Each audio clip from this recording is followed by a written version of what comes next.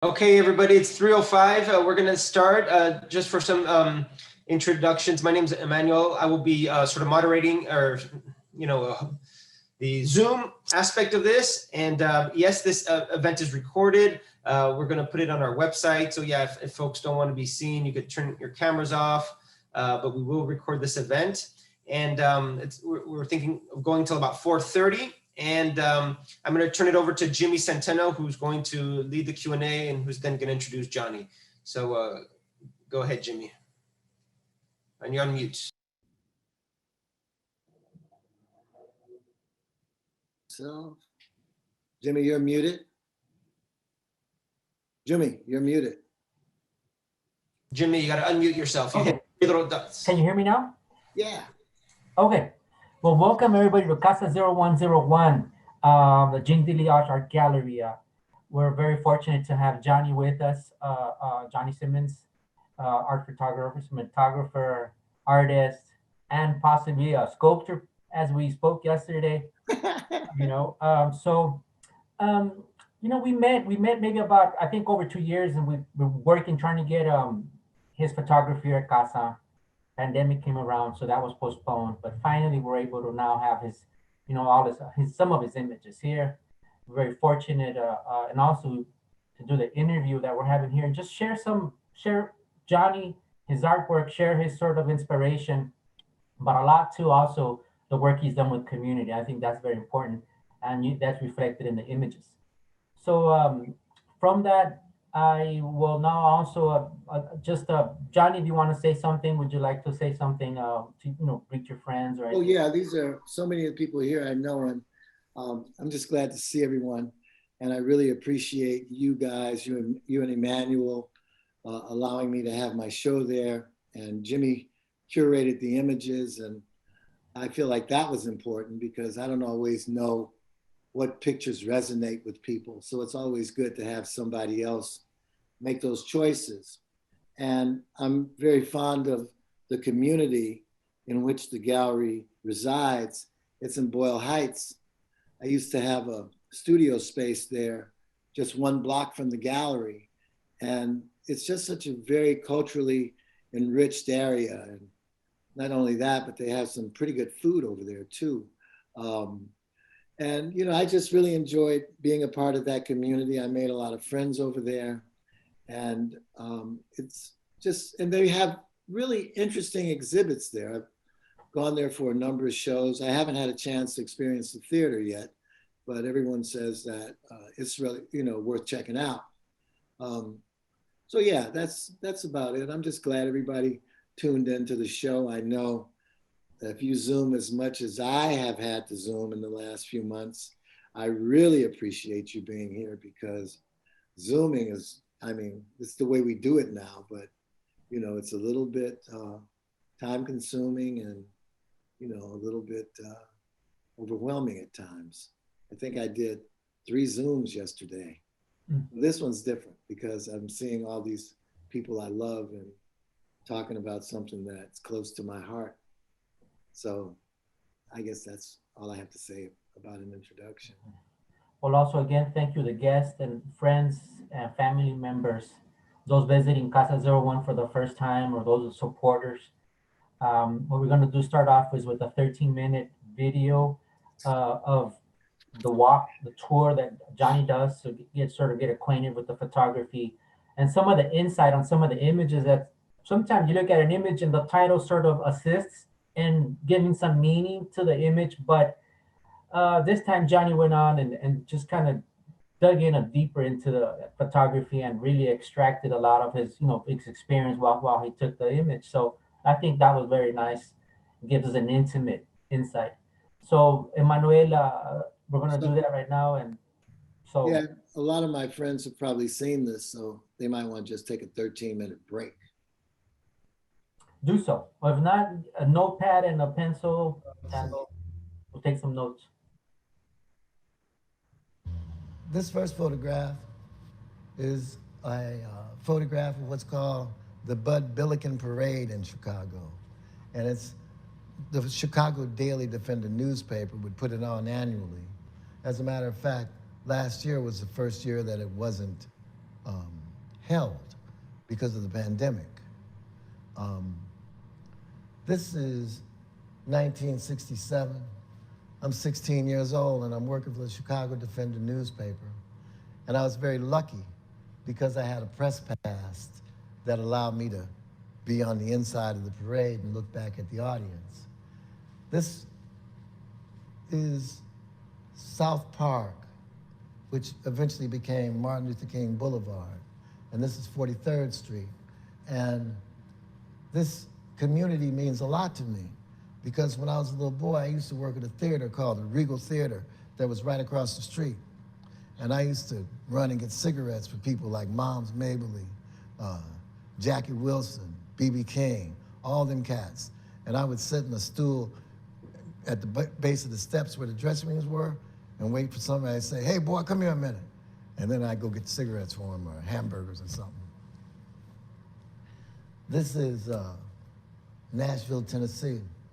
And as a matter of fact, that's Fisk University right behind that wall. And once again, that's like a rag man. You know, he's collecting scraps and iron. Oscar Brown Jr. has a wonderful song called Rags and Scrap Iron. It's cool. This is a photograph, 1967, of a nanny. And it's on the north side of Chicago. It's in a white neighborhood. This is 1968.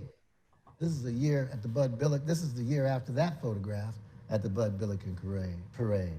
And like I told you earlier, you know, it's talking about the Vietnam War.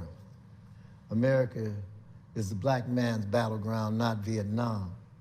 And I did a collage recently where my buddy helped me put George Floyd in that picture, because not a whole lot has changed.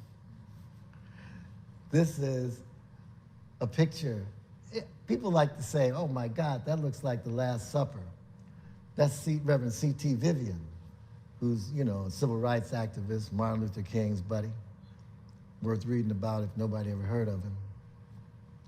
And these are the Blackstone Rangers, a gang in Chicago that terrorized the neighborhood to no end, you know. It was, the leader of it was a cat named Jeff Fort. He's not in that picture. And what they're doing is they're trying to convince people that they're becoming a religious organization called the El Rukins. But that didn't work because shortly after that picture was taken, some of them got busted trying to buy a rocket launcher.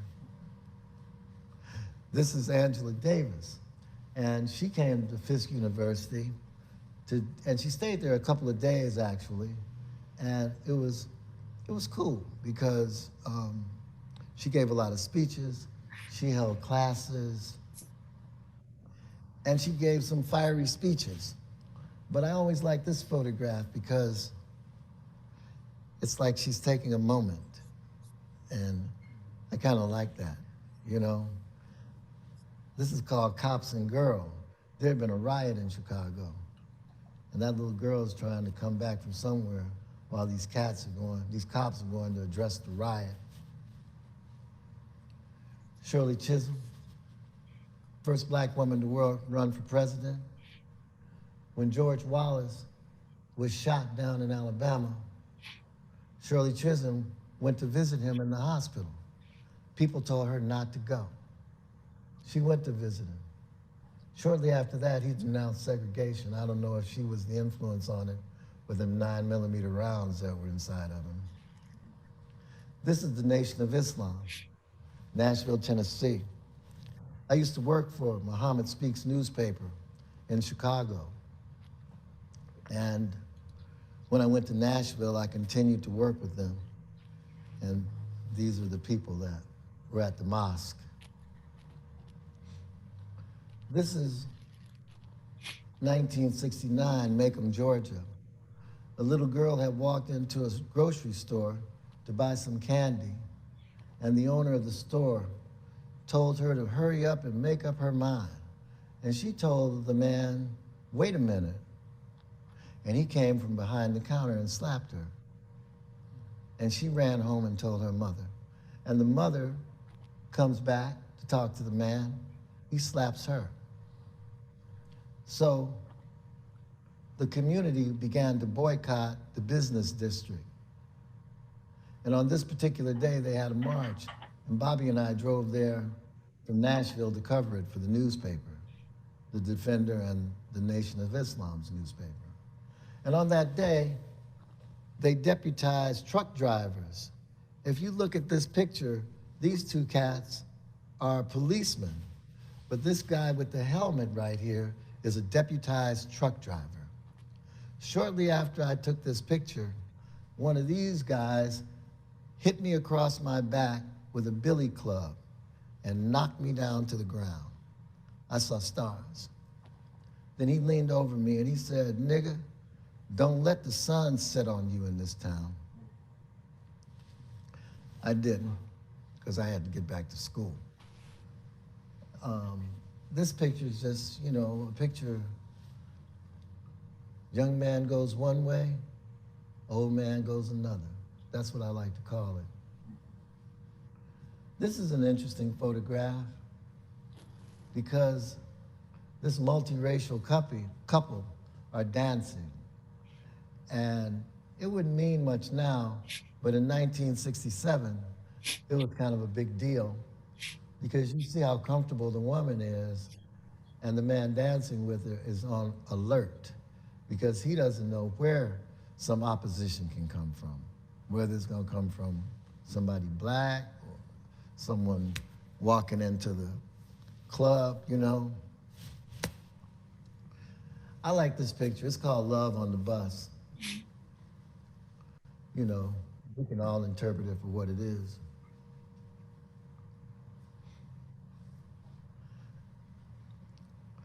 This was my neighbor in Nashville. His name is Will.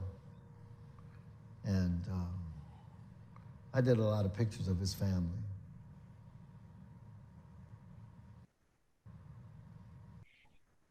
This picture of these two little boys, I like to call this picture Power to the People. And actually, I didn't name it. My friend named it. But it's, you know, during that same uprising that the little girl with the cops, same kind of day, same picture. This picture right here, called Bus Stop, it pretty much speaks of the segregation of Chicago. No place could have been more segregated than Chicago when I grew up. You'd walk down one street, it'd be all black. There'd be a busy street, and that's when the white folks would start. And the only time that those people were cool with each other was when the winter time would come and people's cars would break down. Everyone was always willing to help the other person. I guess they just wanted to get them out their neighborhood, but it was worth the help. This one is called Hard Work. He's coming home with his lunch in his bag. I don't know. This picture is called The Fan. I was at this religious ceremony, and the sun was shining in this woman's face. She was sitting behind me, and she put her fan in front of her face to block the sun. And I just love it because one hand is out and the fist is up. You know, these moments are so special because it feels like I was just supposed to have them, you know? I was just supposed to cross paths with these people. That's why I don't really take pictures every day. I like these events to happen by themselves. This is a lady at the store. This is called Man with a Pistol. That's one of my earliest photographs. About 16. Yeah, I was like just on the edge of being 16. Yeah. I shot that with Bobby's camera. These are my collages. So this is some work that you haven't shown. This is the very first time that these pictures have been in a public environment. I think I had some at the Brockman Gallery in the early 80s. Alonzo Davis invited me to have an artist in residence there. And this one is about, you see what it's about. Can't miss it. Yeah. Right? It's not a very subtle message. This one, you know, once again, I like to look at these collages like they were a documentary. You know what I'm saying? Yeah, they feel like documentaries to me. This one over here is called Anger Danger, Don't Shoot. And it shows these two little boys walking away, black guy, white guy, slave ship, the tragedy of it all. And we see you. This one, this is something really interesting to me, because when I first did this collage, I was telling a story. The story is obvious. That's Harriet Tubman on the left with the white. And she's surrounded by freed slaves. And that's a man being lynched on the right, on the other side. And the cat in the middle walks strong in spite of everything in the picture. But the thing that blew me away was I was looking at the picture one day and I did the math. My father was born in 1902. Harriet died when he was 17 years old, which puts me one generation away from slavery. One generation from slavery, that's almost a current event. So that's the tour, and I'm very happy that it's here. I'm very happy that it's in this community. And I hope this pandemic gives us a break so that people are able to walk in here and see it. Well, we're happy too. We're happy here to have. Well, Jimmy, I have to tell you, I really appreciate this invitation. It's important to me. Well, a lot of it has to do how we met, and also the conversation we've had, and the friendship that's kind of built since then, which is very important. I guess it gives you a more intimate, feel for the art, and also understanding too. I'd like to thank you. I'm glad we're here in the community, because this is really what it's about, That's what it's about. That's exactly what it's about. So again, gracias. Thank you so much, Casa, Johnny, his photography, and all the people that make the photography that are speaking through the image. So Thank you. Thank you so much. That's a pretty kind of strange watching yourself on a video. I hope everybody enjoyed it. Yes. Well, wants to be president in the future, your whole state is not. okay. Well, Johnny, as you can see, the tour, kind of gave us the insight. But you know what I wanted to sort of maybe just in this conversation that we're going to engage in is to tap on a few things I think that are important in terms of your career, in terms of being there, and the mentoring too. I think that's also key in the process of mentoring, how that kind of helped sort of shape sort of how to embrace community, being part of that community that we speak of. Also, I want to just tap on one thing. There's there's this thing of seeing the photography as something of the past, something that is regulated. Let's say, in most of your photography that it's in this series is the 60s and 70s.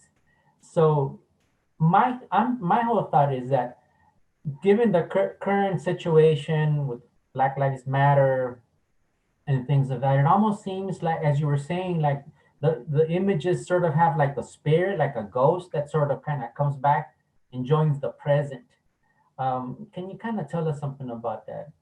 Oh yeah, my mentor is, I think I mentioned him on the little tour.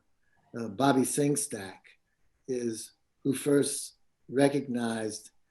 He said that I had an eye after I took some pictures at a convention with his camera, And shortly, he was my best friend's brother. And we really dug Bobby because he always was draped in Nikons. He played jazz. He had, you know, all the hip people would hang around him. And I used to think that when I would go over to his house and see him bring a print out of a chemical, you know, it was just magic. I just loved it. And we went to New York with him and his family, Louis and I, his brother, to a convention, the National Negro Black Publishers Convention. And that's where he loaned me a camera to take some photographs. And when we processed the film, he told me I had an eye. And shortly after that, he gave me The Sweet Flypaper of Life by Langston Hughes and Roy D. Carrabba. The photographs are by Roy D. Carrabba. It's about a Black family, a day in the life of a Black family in Harlem. And it's an amazing book. And that book has navigated the careers of many photographers, not just Black photographers, but any photographer that's in love with street photography could see themselves in that book. And what touched me most deeply about the book was it was about the community, and a community that Roy embraced, and it was a community that laid at my fingertips that I could embrace. And Bobby was an incredible street photographer. His photographs will live forever. And so he saw that energy and he shared it with me, and he introduced me to so many other photographers that have shaped my vision. You know, Gordon Parks, Roy Lewis. There was a cat in Chicago named Billy Abernathy. They called him Naps. He has a book, has photographs in a book called In Our Terribleness with Amiri Baraka. He's an incredible photographer. And Bobby influenced a lot of my friends as photographers too. And the thing about mentoring, I mentor a lot of people, is mentoring is a loosely used phrase, because what really happens is when you cross paths with somebody and both of you guys love the same things, no matter where you are in that journey, you begin to enrich each other. And when I'm mentioned as someone's mentor, it doesn't actually come as a surprise, but the reality of it is that I'm getting as much from that person as they're getting from me. And I'm sure that as Bobby enriched my life, his life was being enriched along the way as well. And, you know, it continues to do that. Those gifts never die, you know, and you become more insightful as to what that person had to share. And I'm rambling now, but that's how. No, but I'm glad you share that, because I think it's important. And something else too, in a recent sort of web binder, they were saying that sort of photography is sort of was a privilege. That was sort of the conversation. But as I was thinking about it and I was listening, I was thinking about, you know, your mother, you know, I think, you know, buying you your first camera, walking into the camera shop, right? And that must a lot of effort went in there to be able to have that, make that possible. At the same time, I don't see it as, you know, photography as a privilege, but there a lot of labor went into that, and I'm sure a lot of photographers, you know. Yeah, well, you know, there's two things. You asked me about the ghost in a picture, Yes. which we have to get back to, because Okay. that's something that's really important that Bobby turned me on to. But speaking of the camera, you know, when I was growing up in Chicago, my father had a numbers business. You know, it's an illegal gambling business where they would write numbers. And I worked on a juice truck that never had any juice in it, just had a couple of empty crates, and I'd walk into the cleaners and pick up numbers or money or something like that. I was a little boy, you know, I was 12, 11 years old, I don't know. And I'd do that every summer. And you'd go to the beauty shop, the church, everybody was playing those numbers. It's funny too, because on Sundays, my old man would get up in the morning and he would turn on the radio, and there was this guy named Reverend Cobb. Reverend Cobb, another police officer, I think his name was Captain Blewett, had a box at the racetrack. And a lot of days I'd go there after school. I didn't want to go home. I'd go to the track with these cats. But the thing that was interesting was that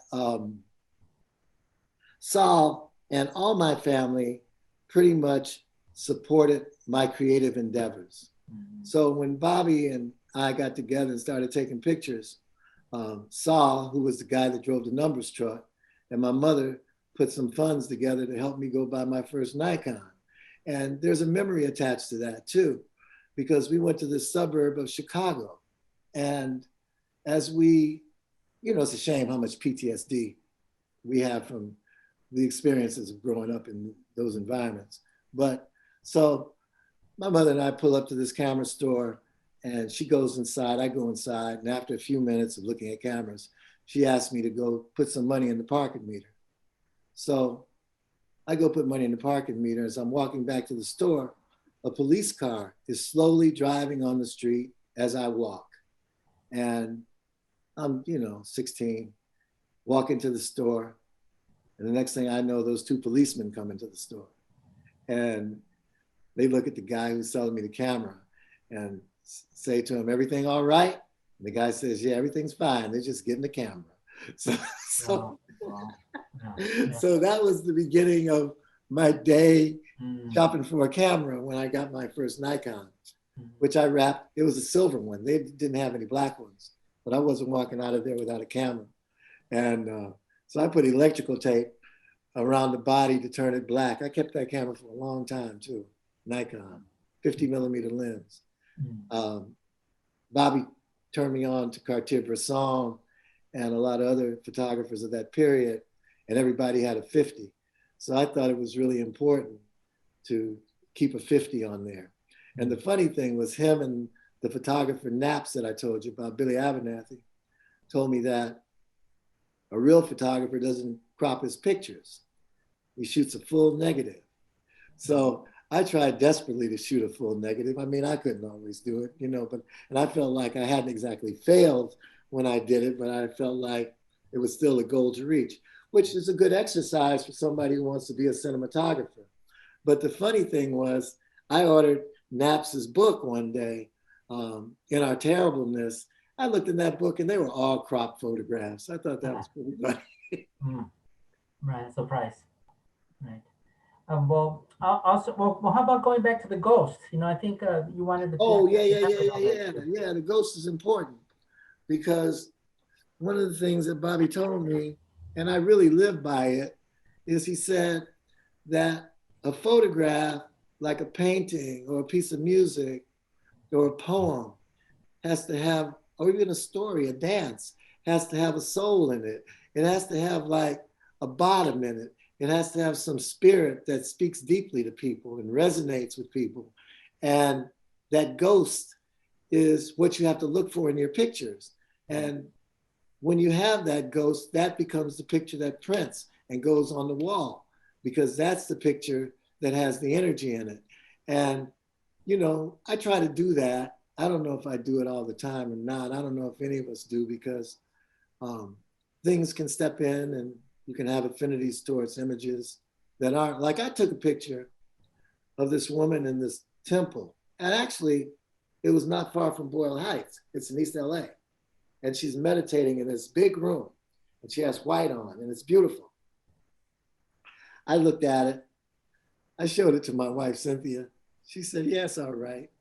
I said, "It's all right." She says, "Yeah, it's just a little cliche-ish." And she was right. It had no ghost, but it was a nice picture, Right. I haven't printed it since then. She kind of put the squash on that. We'll have to see it. No, you won't see that picture. Yes. Well, also too, Johnny, I wanted to also to just sort of talk about let's say you mentioned also too in terms of your collages. You use a lot of photography in your collages.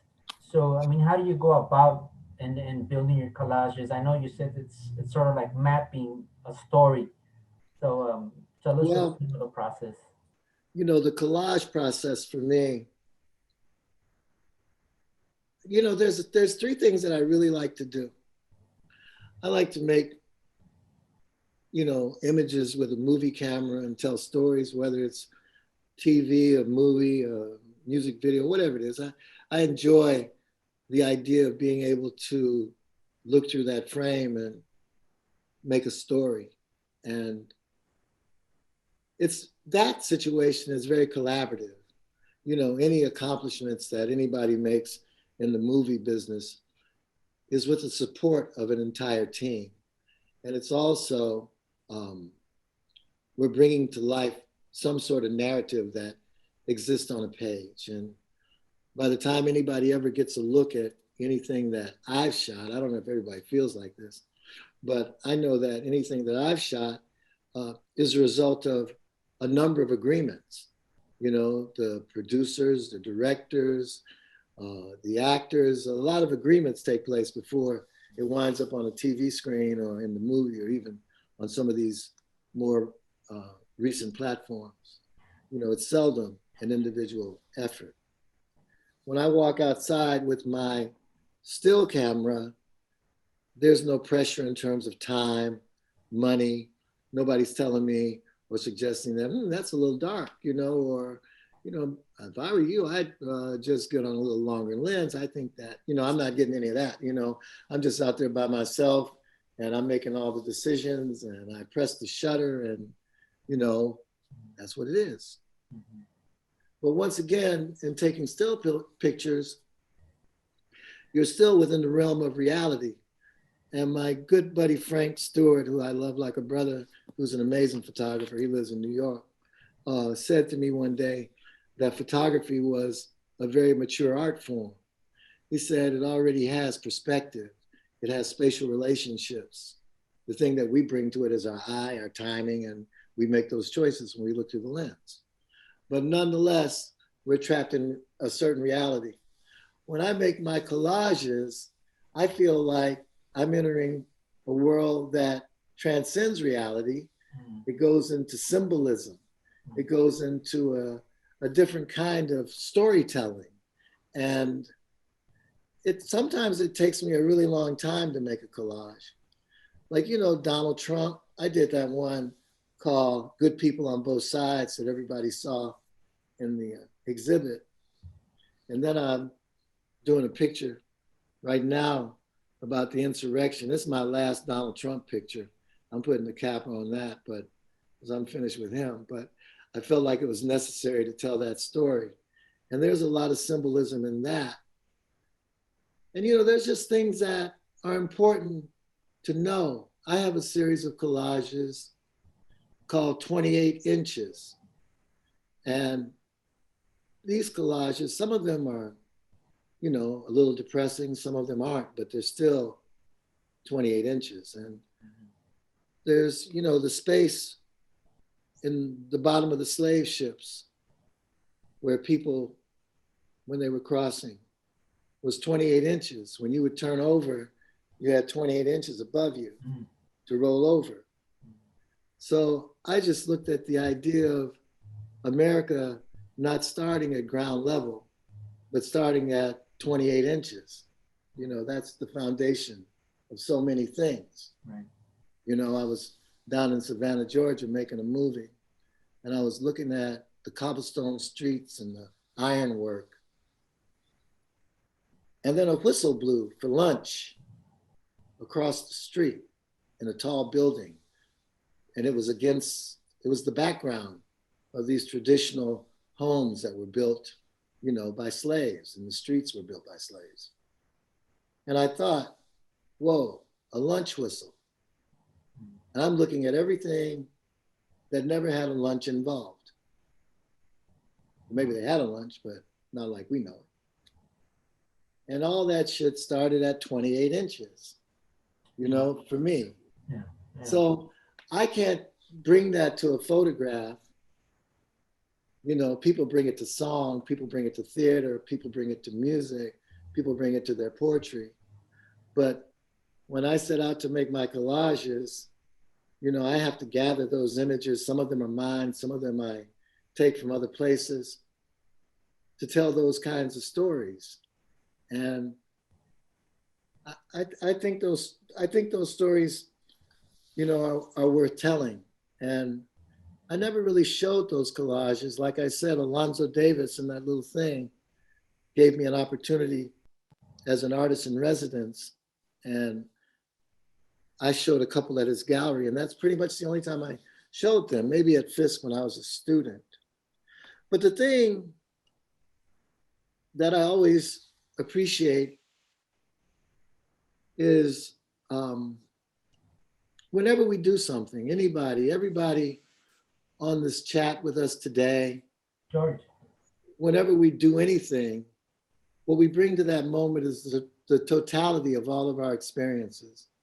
Everything that's ever affected us, touched us, made us happy, made us sad, suddenly coalesced in the moment that we create something. And,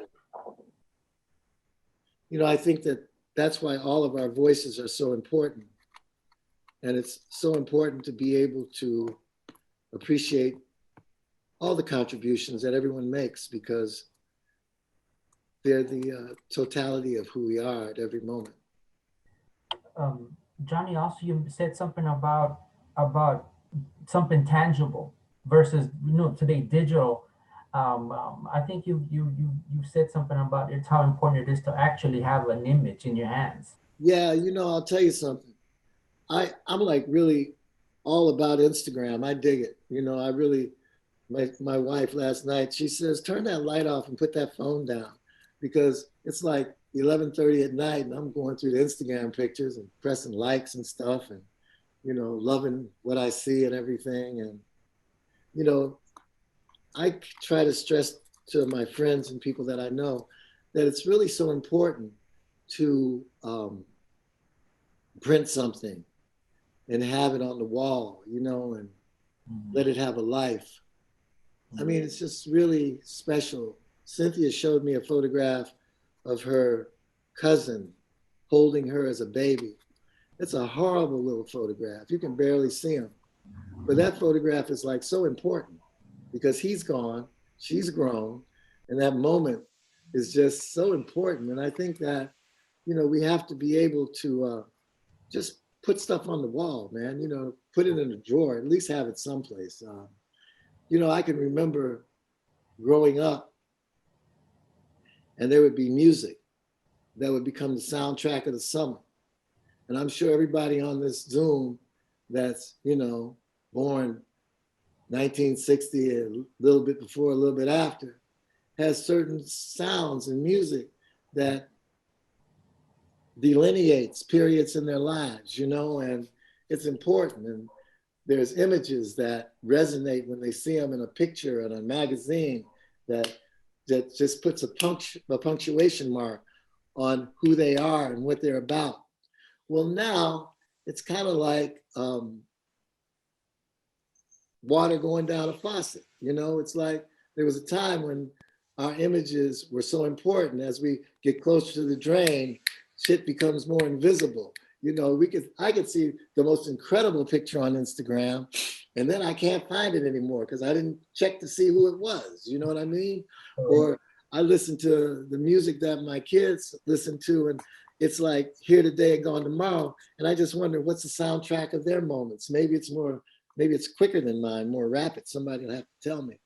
But, it seems that we have to be able to cherish certain things and, put a little more value on them in terms of permanence and not just let everything be a temporary blast for me to swipe past, have somebody tell me put that phone down, stop looking at that.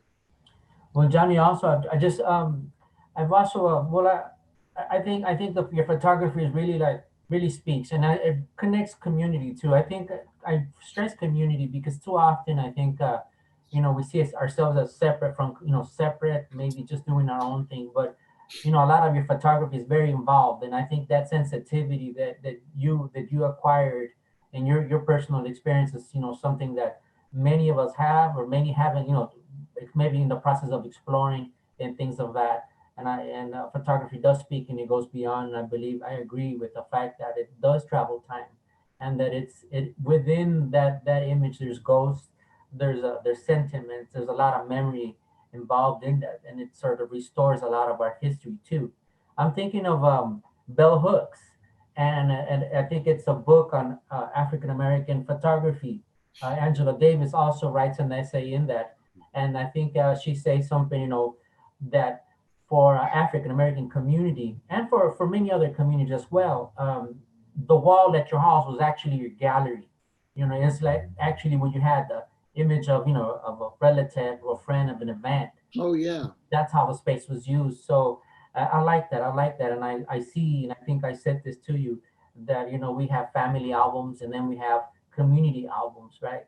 And they both speak, and we relate to them in a way that that has meaning to us. Well, I think if the audience is tuned, if you want to say something more, John, you want to maybe share something a little bit more that you want to Yeah. expand. Well, I just want to say one thing is I think that the other thing about photography, street photography, just art in general, it just connects us in a very interesting way. It does something in terms of weaving the fabric of humanity, our past, our presence, our present moments. And, it just gives a hopeful perspective to the future, to be able to experience art. And when I say art, I'm talking about the many faceted creative world we live in. There's a nutritional element that happens, and that it's like eating. When you look at a picture or listen to some music, or you watch a play or hear a poem, it's like getting something to eat. It nourishes us, and that nourishment gives us something to share with everyone else. And I just think that we can't forget that, how important it is that we recognize our connectedness, the things that I not only do, but the things that I think, have an effect upon my community. And when you speak of community, you speak of the community of mankind, and I think that community starts within ourselves, that we have to be kind to ourselves, and that kind, Well, no, but no, I agree. I agree, Johnny. I agree. The fact, that it's not, history is not linear. I think it's very circular. I think it's, it goes back. It's always reminding us of something. So I like to sort of just stress that, history has something linear, not linear, something circular. There's always something to learn from, and it always comes back yeah, in time. I agree with you. I agree with you. Well, Emanuela, would you like to open up for Q&A? Yes, absolutely. Well, this is the Q&A. So if you have a question for Johnny here, please unmute yourself, and then please ask your question away. And then when you're done with the question or the little back and forth, go ahead and mute yourself again. So whoever wants to go ahead and unmute yourself and ask your question.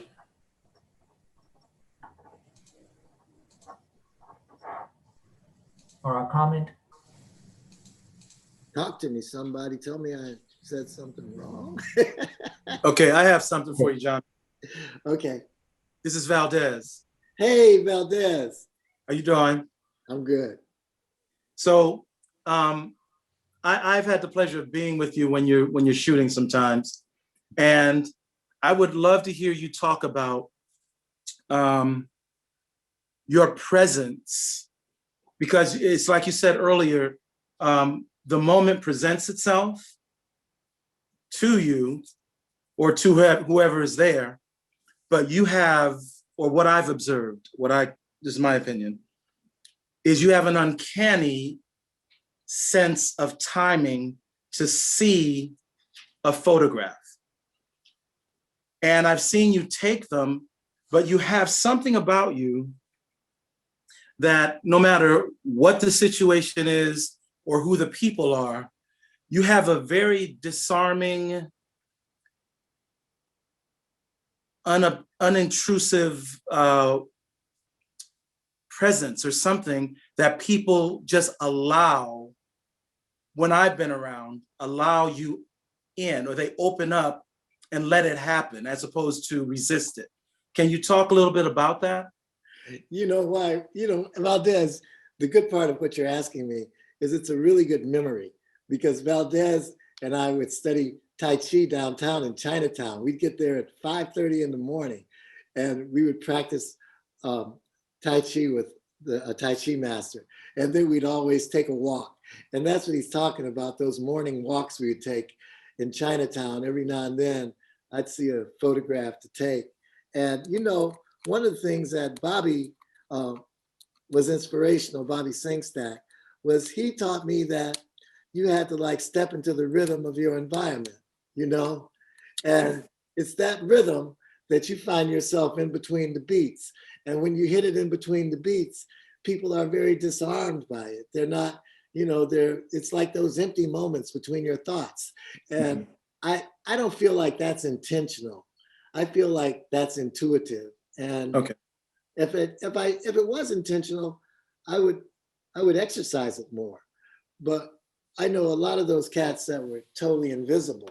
I mean, when you look at the work of a Henry Cartier-Bresson, who's one of the masters of that timing, you know, it's like, how stealth can you be? You know what I'm saying?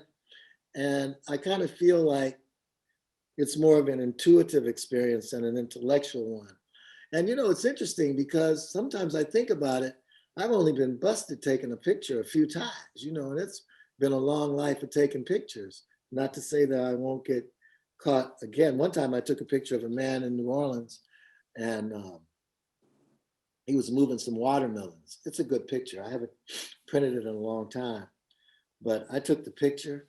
I started walking and all of a sudden this young dude, man, he was buffed, no shirt on, chased me down the street, ran up on me and said, "My father wants to talk to you about taking that picture." And he grabbed my arm and let it go when he saw I wasn't resisting. And we walked back down the street to see his father. And, you know, this could be a derogatory term. I don't know, but my people are from Louisiana and they talk about geechees, you know, and I grew up with a lot of, when I go down south, and the dialect was a little bit different. So I really couldn't understand the old man, but he was pissed off, right? And the son told me, "My father said that you took his picture and you're going to use it if he drowns." I said, "What are you talking about?" Right? And he said, "Yeah, you know, my father believes that whenever somebody drowned, they drop a picture in the river, and where the picture stopped, that's where they start looking for the body. And my father don't want you to have a picture that's going to be helping him find his body." So I told the son why I really was taking the picture. And then the next thing I know, the dad was good with it and the father was good with it. But that was my most memorable time of pissing somebody off for taking a picture of them. Thank you. I just thought that'd be a nice story to share.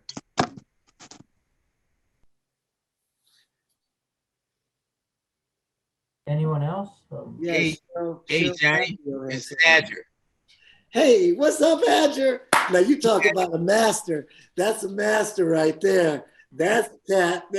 Oh my God, that's my good buddy. He's an incredible painter. He's an amazing photographer. That right there is a force of nature. We're so lucky to meet him, everybody. I want to ask you about timing and intuition, how you work on making that happen. You know, Andrew, that's a difficult question. You might be able to answer that question yourself. I know. I feel like you're putting me on the spot because I am. Yes, I am. Well, I really think a lot. I think about it a lot. How intuition and you actually get a picture, how you rehearse, you know, in your life and with your instruments, so that you don't have to think about the camera, but you sort of I dream. You get there because of feeling. I have to tell you this, Andrew. This is the honest to God truth. I'm not kidding. And you got to back me up on this because I know it's a fact for you too, is I feel like we're destined to shoot the pictures that we shoot. It's not by accident that we share the moment with our subjects. Because I have a picture that's titled Federal Bureau of Humanities or something like that, right? And I was downtown in Little Tokyo in Los Angeles, and I was looking for a parking space. And I must have drove around the block 6 times. And finally I parked the car. When I get out, there's this sign about this Federal Bureau of Humanity or whatever it's called. No, Federal Bureau of Human Resources. And it's a marble wall, and the sign is embossed in the marble. And at the bottom of the wall is a person who's shelterless, a homeless person. And their grocery cart is tipped over and turned to the side next to them. When I step out the car, I see that. I don't even have to take 2 steps back or 2 steps forward, and it's immediately fitting within a 50mm lens.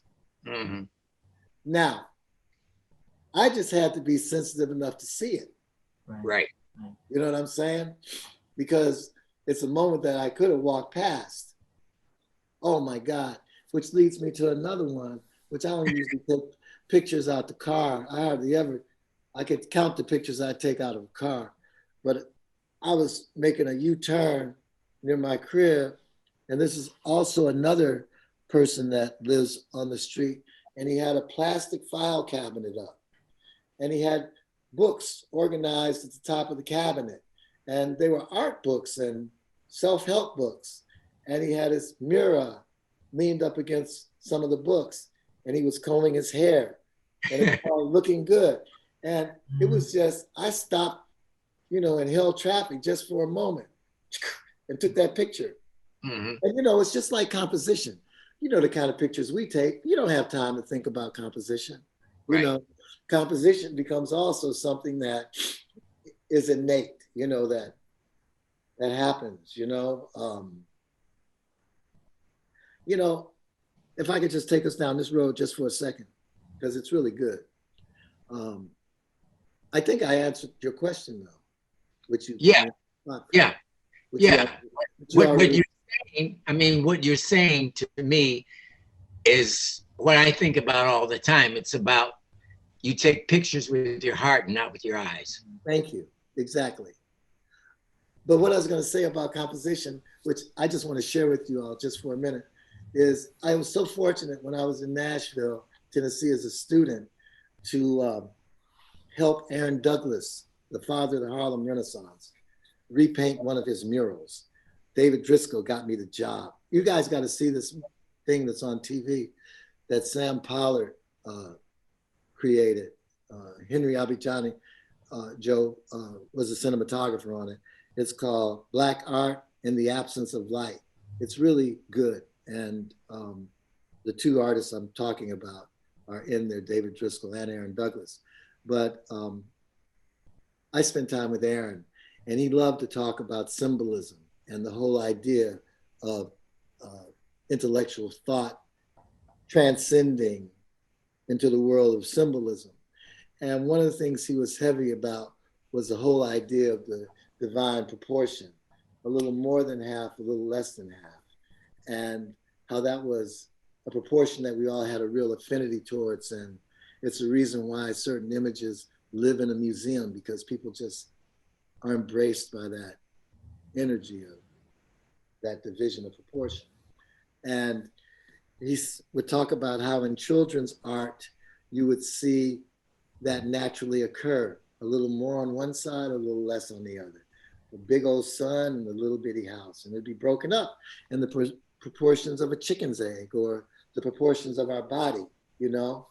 And he would say that by the time they got into like the 3rd grade, it would become an intellectual experience, and you'd see that proportion begin to disappear. And I think for people who are destined to see, they live by that proportion, because, you know, you just see it happen. You know, when you take a picture, you just naturally frame it to that proportion. Not to say that you don't center punch things to make a statement, because you do. But, you know, intuitively, I think you lean towards that division. I don't know if that's true, but it seems to work. I mean, at the Trader Joe's store near my crib, they used to have the art exhibits for the elementary schools in the neighborhood. And it was always interesting because it just continually proved Mr. Douglas correct, because you'd see the little kids making that proportion. Then you get to about the 4th grade, and now they're drawing robots and, you know, straight lines and stuff like that. And you see that other thing begin to disappear. So I think that that has a lot to say. I had to go make a movie in Canada, and Uzan Palsy was the director. It was called The Killing Yard. And I was trying to create an inclusive crew, you know, a diverse group of people, because that's how I like to work. And I think it's important. But Uzan, I wanted to get some women in the camera department. So I had Paramount Studios send me a bunch of demo reels. And I put on the very first demo reel.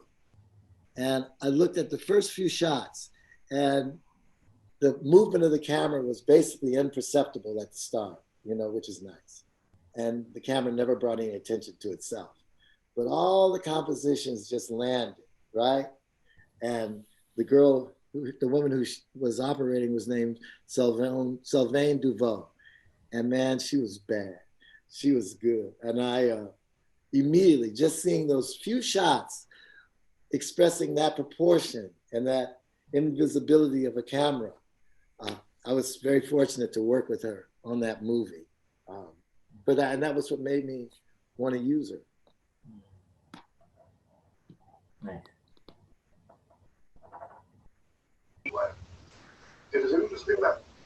Oh, Vila, oh my God. Hey, Johnny. I just, you know, I might be tired of Zoom, but how can I speak to like somebody I love so much all the way in Trinidad?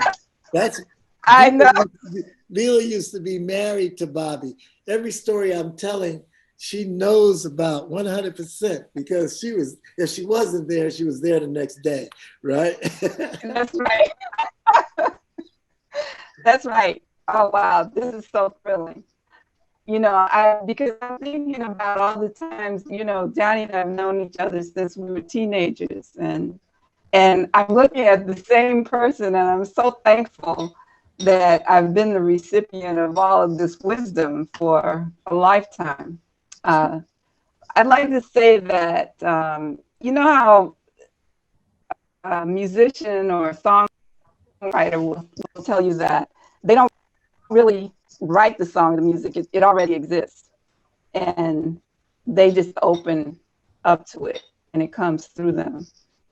And I was looking at a photograph of the Bud Billiken parade that you took, Johnny, when you were about 16, maybe.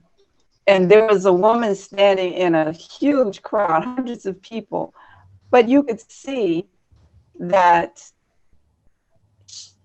you know, that I could see you in her face. She was like a pleasingly plump lady, and she was so happy to be out there in the sun on parade day. And I knew that that was Johnny taking that picture, the same way you know a musician or a singer when you hear them.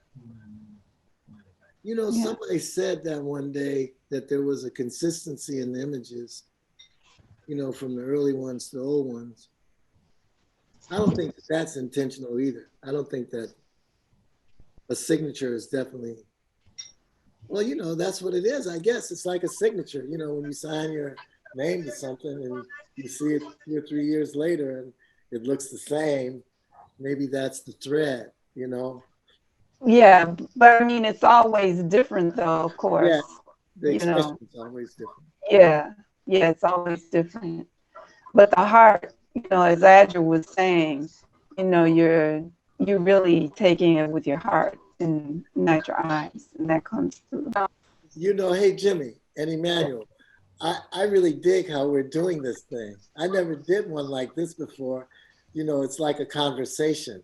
You know, it's cool. You know, it's real cool to do it this way. I like that. It's great, yeah. You know. One thing I'd like to add is when you were talking about Naps, about his book Inner Terribleness. Yeah.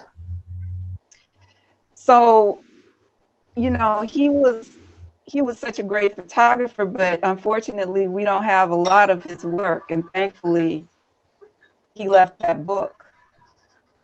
Yeah. So, I just wanted to comment on the importance of having something like that for an artist, or, even like the picture you talked about with Cynthia. I think it's like really important that we preserve the stuff that we do, whether it's writing or whatever.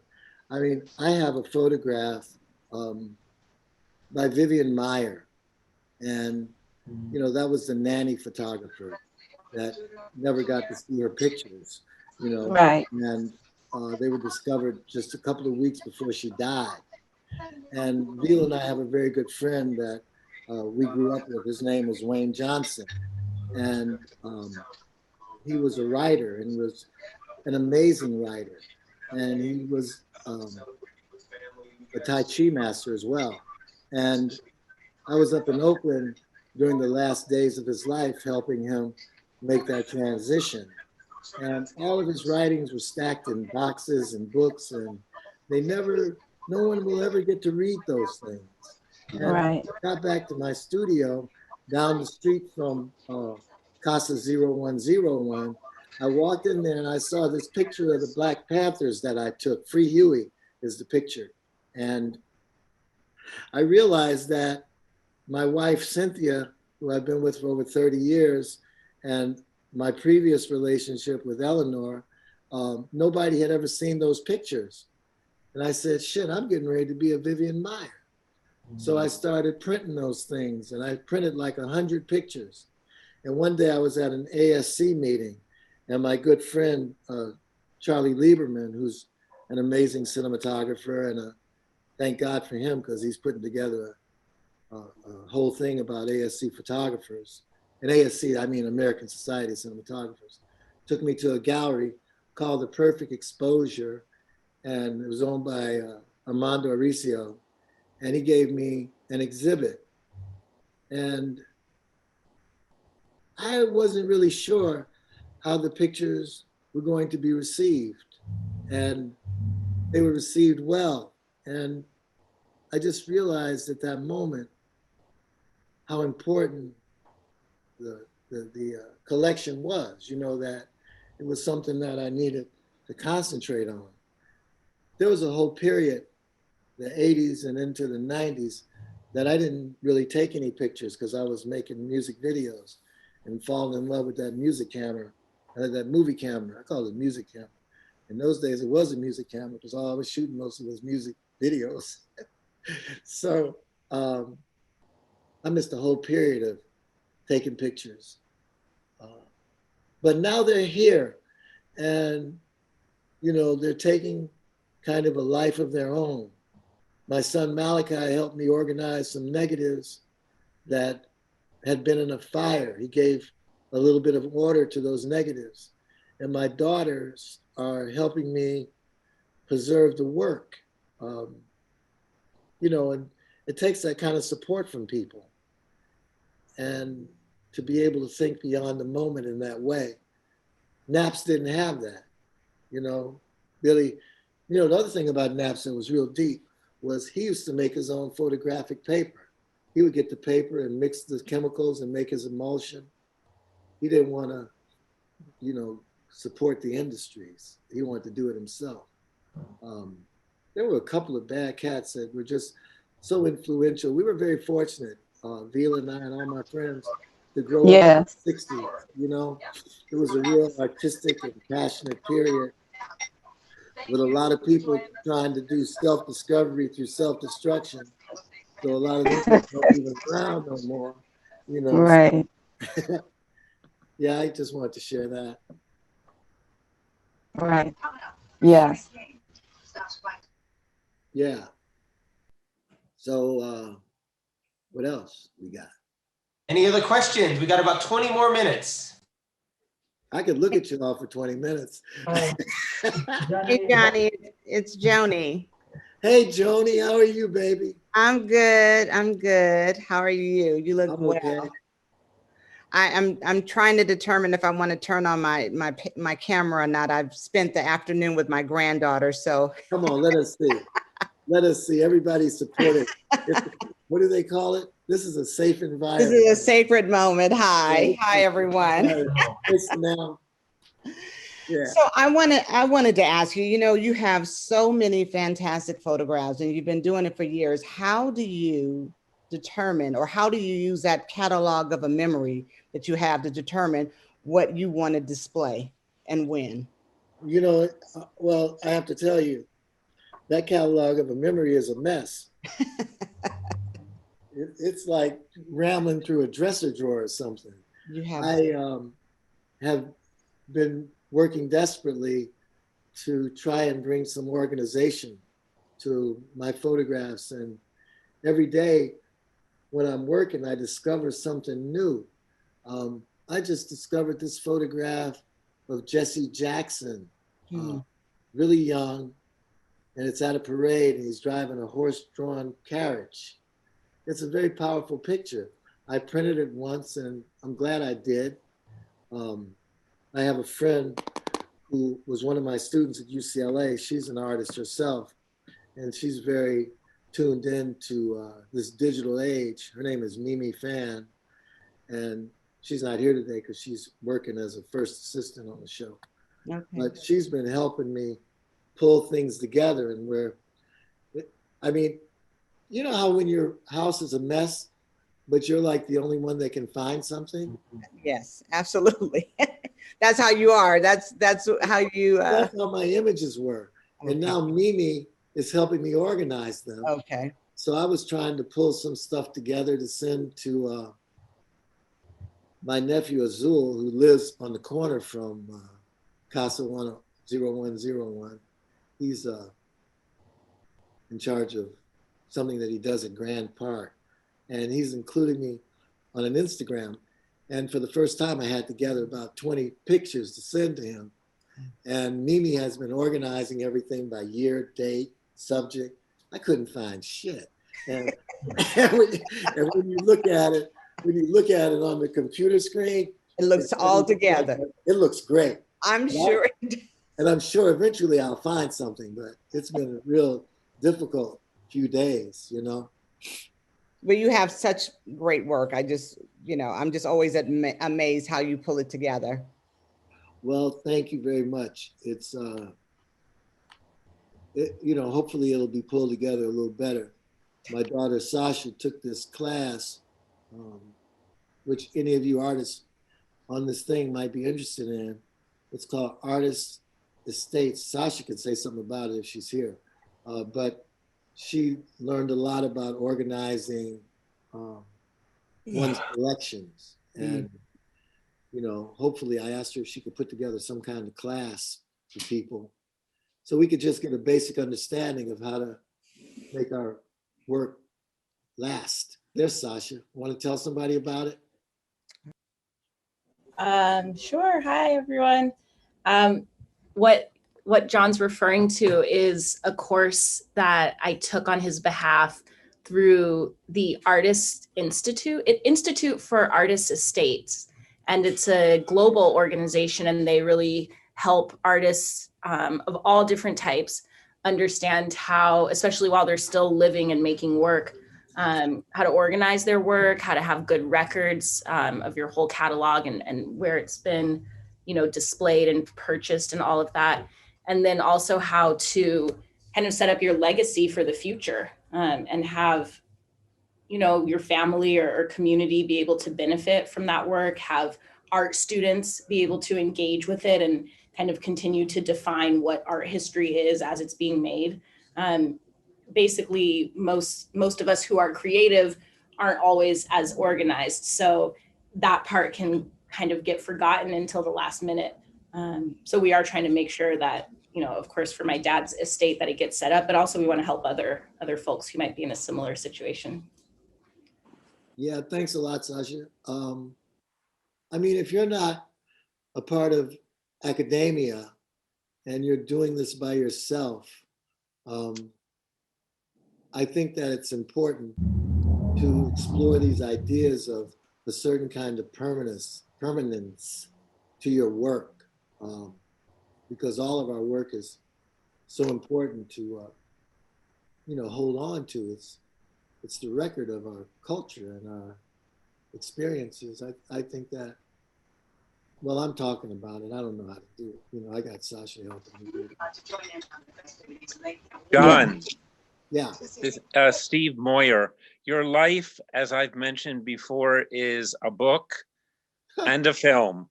And can you tell us a little bit about how you made the transition from a photographer early in life to getting into cinematography?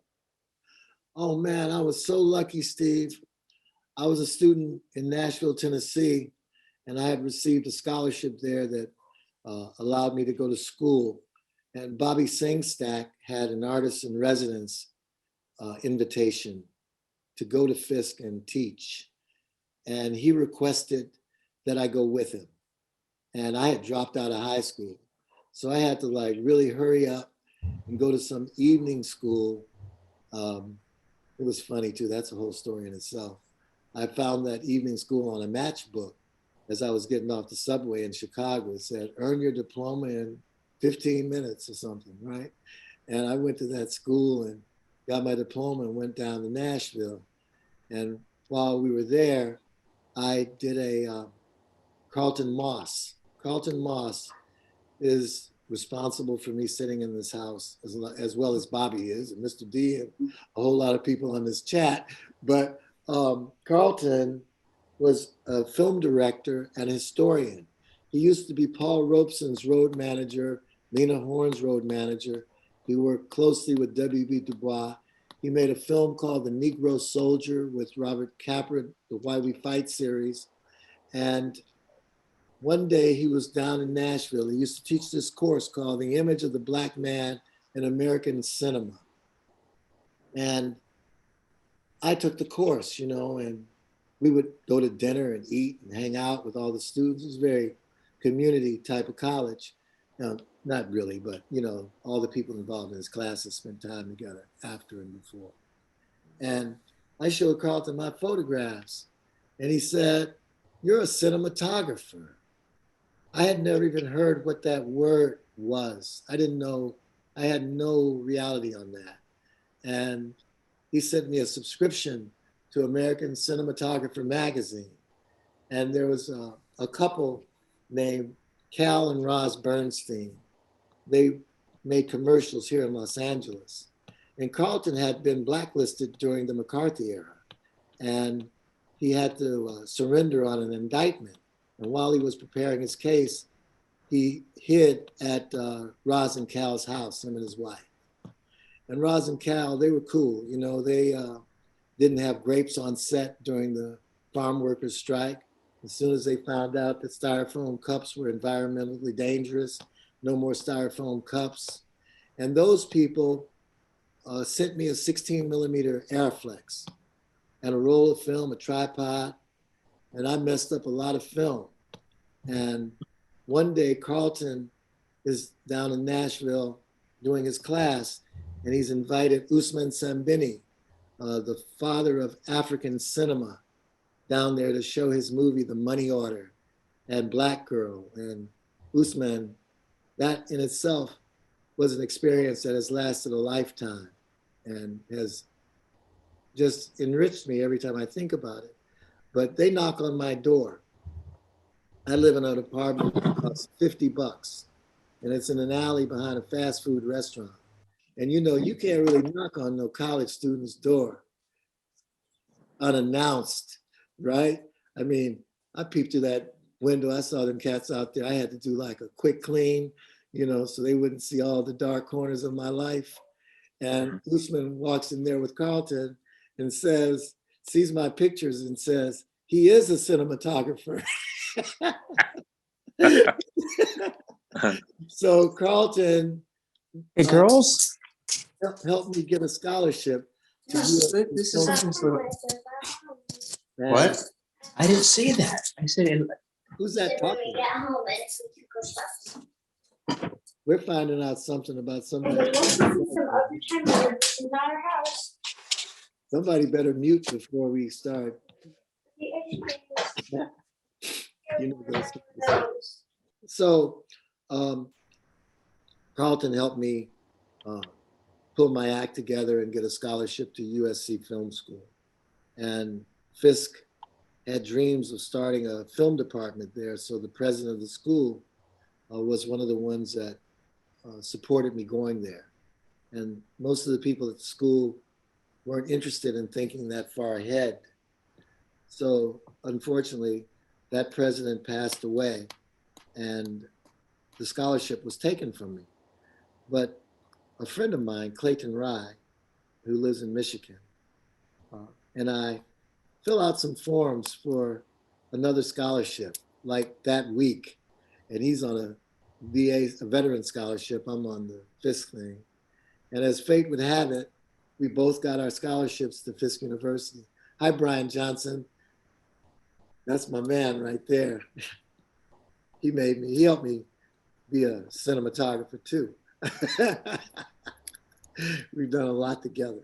But yeah, Steve, that's how I made that transition. And you know, it's interesting because looking through a movie camera doesn't really have much to do with taking a still picture, except the whole idea of framing. You know, framing, that's the same experience. But movie cameras and the message that we try to deliver is created with montage.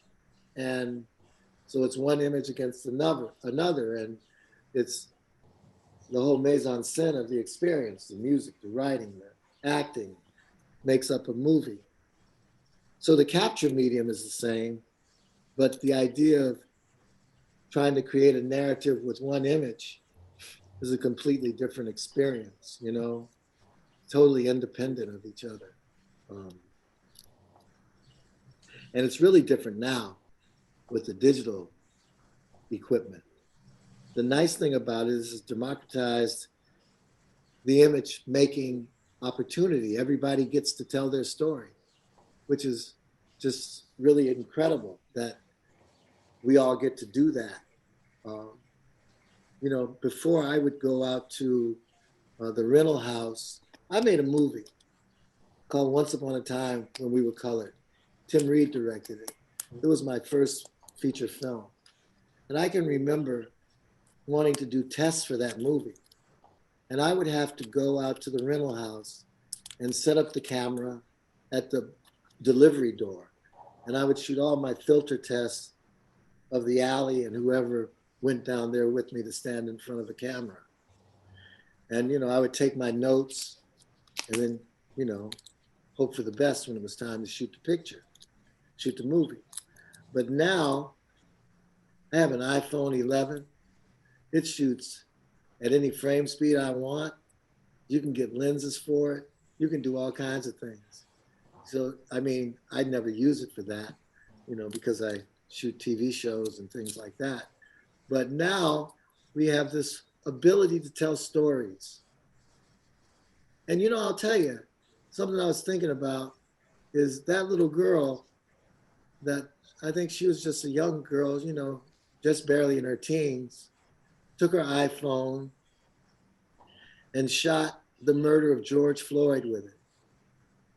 And along with the pandemic, everybody was trapped at home, forced to watch that thing over and over again.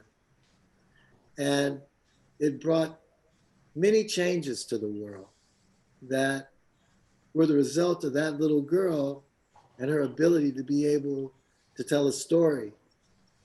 And what really blew my mind was a few weeks ago, a man and his son in India got caught after curfew and they were taken to the police station and they wound up dead. And the protest of the people in front of the police station was interesting because they were yelling, "We will not be George Floyd. We will not be George Floyd." And that was the only thing you heard in English. Everything else was in the language of the cultures. And to think about it, that little girl did that, along with the pandemic, forcing us to join the fabric of humanity through an illness that kind of weaves us across cultural, religious, political boundaries. We all got to share it, except I got my vaccination. I don't know who else is getting theirs, but that's pretty interesting to me, the power of a picture. All right, so Very cool. it is now 4:25, and so I think it's time to wrap up. Thank you so much, Johnny. Thank you so much, Jimmy, for hosting this and curating this talk back. So the exhibit is going to be at Casa 0101 through June 1st. You could, for those of you who jumped a little late, at our website, casa0101.org, you could hear Jimmy, you could hear Johnny go through each image and describe a little bit of the history. So if you came a little late, you could see each picture. We hope that this pandemic will end soon with the vaccines coming out, and the exhibit will be on our walls till June 1st. And if the health departments allow us to open for the public again, maybe Johnny, we could have an in-person, an in-person tour and have a little lecture or a little Q&A inside the theater. That would be wonderful. So I'm going to turn it over to Jimmy and for any last words. Hey, just one quick thing, Jimmy. Yeah. I hadn't looked at the chat. I just flipped it on for a second, and I saw Jeff had asked Sasha about that foundation for artists. I don't know how to share that. Instagram, John Simmons ASC. You can hit me on Instagram, and then I can see who's interested in that foundation. And Sasha and I'll make sure we can share that information with you, because there are a lot of artists and creative people on this Zoom.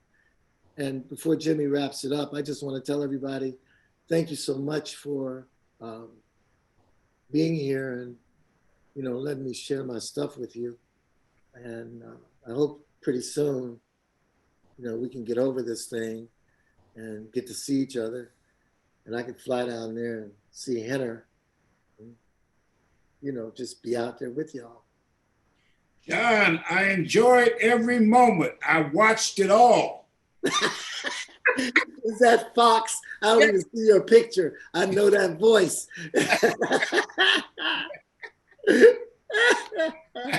That's funny. John, great seeing you. I had a ball, and good luck with all your future endeavors. And yes, you are my mentor. But listen, now Fox is the main one. He's the main one that needs to know how to preserve his stuff, because he's got the Black entertainment photography down, years of it. He's a master. That's my man right there. All right, baby boy. Okay, Jimmy, my bad. Well, John, thank you so much. I want to thank also the audience, and it's also so important to share that the stories, the relationship between all communities. I think that's for me, it's an aesthetic that is very sensitive, and I think that's what attracted me to your photography since the first day we met, and I saw I saw sort of the language, the visual that was in the images, and I felt it right away. I don't think there was not even a conversation. It was just what I was getting back from your photography. So I want to thank you so much for accepting the invitation to Casa, for sharing your work, and also for sharing some of your knowledge. I think it's very important. Also, the audience too, with their questions. I think their participation is important in this conversation. Like you said, you've enjoyed. I think it's important to have these type of conversations. They really inspired. Emmanuel también. Thank you so much. So stay tuned. Hopefully, things get better, and we will have as Emmanuel just said, a walk-in, and I think that would be great. So you can literally feel the work and enjoy it, and maybe we can have a Q&A here again, or some type of activity later on down the year. Yeah, or maybe we get to see your work, because Jimmy's work is amazing. And Jimmy, thank you so much for allowing me to have this moment with all my friends, and mostly everybody on here is somebody I have a real relationship with. And there's my buddy Carl. They're like in Canada. He's a dynamite photographer. He's no joke either. His stuff is beautiful. Okay, thanks everybody. Well, thank Gracias. you. Adios. Thank you. Adios. Gracias. Thank you. Thank you. Thank you. Peace. Thank you for everything. Thank you. Goodbye. Bye. Thank you. Johnny. Congratulations. I Love got you, that. Johnny. Hey, Cynthia. That's a fantastic Hey, evening. John. My wife. Goodbye, Hannah. Thank Love you. Dinner's ready. Goodbye. Wonderful. Thank you. Wow. Thank you, Johnny. Love you. Love Terrific. y'all. Thank you, Johnny.